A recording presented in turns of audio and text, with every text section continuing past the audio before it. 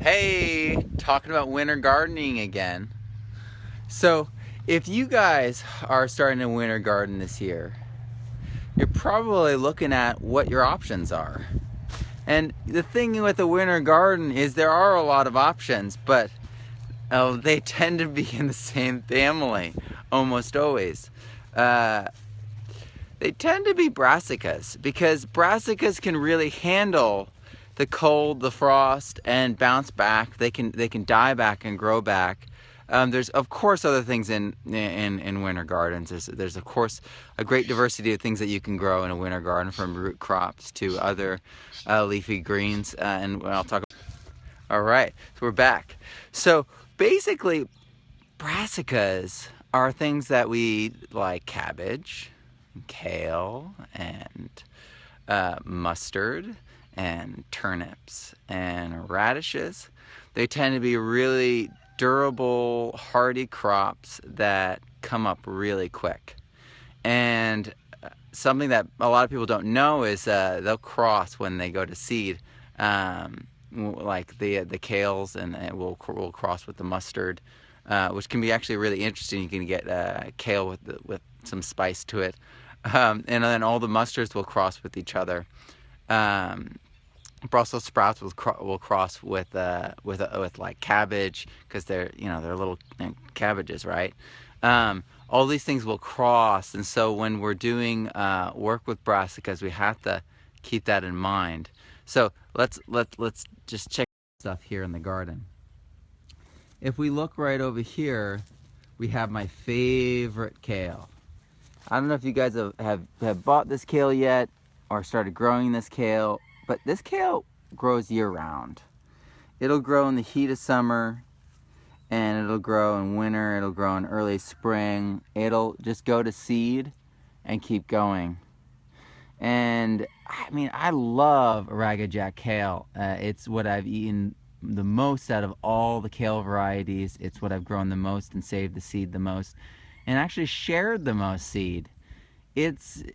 I mean, it just can't be beat. This frilly nature. It's actually okay. So most of us know dino kale.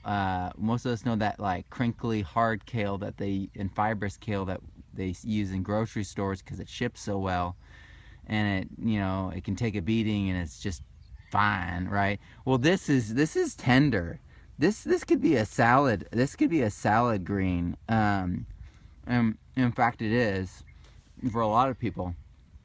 It's just delicious. It's sweet, especially when the frost hits it. And in summer, it's still really, really good. I don't notice it being bitter or anything in summer. And what's really cool is, let's say we get in here and we cut this right here. We cut it like right there. All this is going to regrow as short little plants, as short little leaves. Like little sprouts that are coming off of it. And then you could have little microgreens for your salads. And it just keeps going and going, and you can leave the roots in place and like the stump in place. This is another kind of kale. We have a lot of kinds of kale here, and it's a frilly one. There's another kind of kale over here. I think we have a lot of different kinds of kale in the catalog, and what you can do is you can grow all these next to each other and create your own landrace that's exactly suited to your area, because that might grow better than this, but this might have aspects that doesn't. And so when they breed and they're adapting to your site, what's going to happen is you're going to have a new heirloom cross that is going to stabilize and become a new variety, essentially, based upon your exact climate. And because you combine these two, you have even more genetics to work with. And so it chooses the best of the best. When you're just doing one line and doing true to type, it is adapting, and it's the best of the best that you're getting every year if you're saving seed from the best plants. But when you have more in your genetic pool, you actually get better plants. There's more kale up there.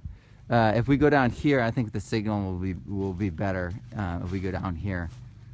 I don't want to drop out and lose anyone. This right here is an incredible mustard, and I hope everyone checks this out. I'm pretty sure this is the Green Wave mustard. So there's some mustards that look like Green Wave, but Green Wave is considered to be one of the most prolific. And I mean, I would say it's Green Wave, without a doubt. I've grown Green Wave the longest out of all the mustards. And so, like, if this crossed with that Ragged Jack Kale, which I think mine did one year, or my Mizuna did one year, I can't remember which. But what happened was I got my Ragged Jack to be have this white center instead of the red.